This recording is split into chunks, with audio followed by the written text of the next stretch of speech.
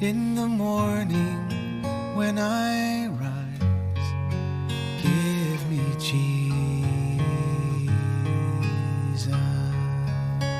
Good morning. Yesterday we saw that Jesus is wondering, is there going to ever be real faith in this world? So, do you have faith? Are you a believer? Are you a believing believer? Or do you just have words for the promises of God? Do you just have words for a hope in God as opposed to a hope in this world? Is your hope here or in the kingdom? Are you living from the world or are you living from the kingdom? Because Jesus said, I'm looking for real faith. Faith that asks and keeps asking, that seeks and keeps seeking, that knocks and keeps knocking. That's what I want to see on this world. When you trust me completely, then you're going to spend eternity with me and we're going to enjoy rich, abundant life for all time.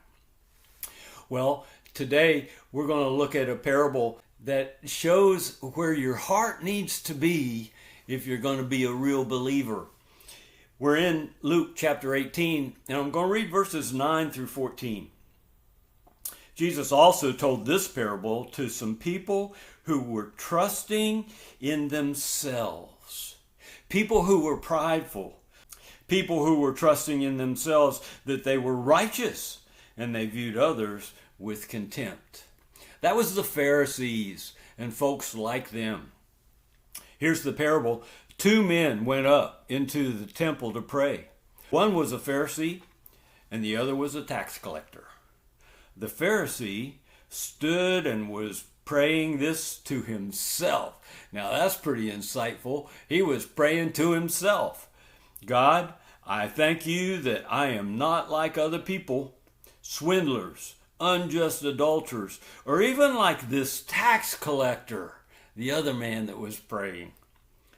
I fast twice a week. I pay tithes of all that I get.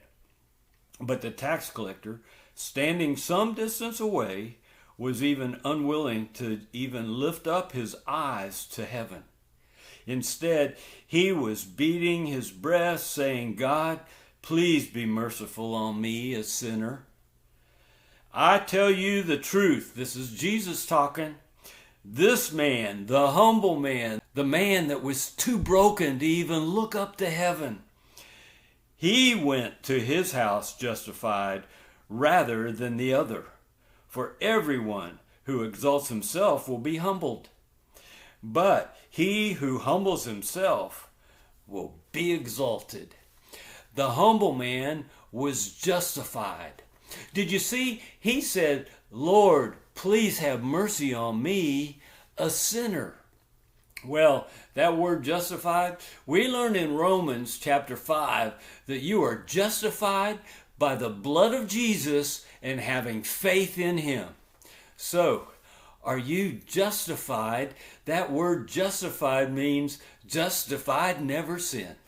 So, when the tax collector prayed, oh God, please have mercy on me, a sinner, in that moment, it was just if he'd never sinned, he was justified before God. That's what Jesus said.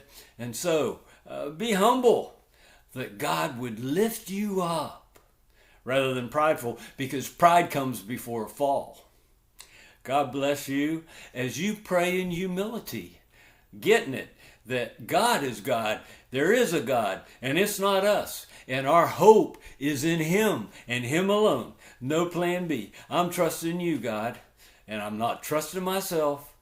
And I'm walking with my hope in the kingdom, not in this world. I look forward to being with you again tomorrow. Enjoy time with the Lord in his kingdom today. And I'll see you again tomorrow. Give me Jesus. Give me Jesus. You can have all this world, but give me Jesus.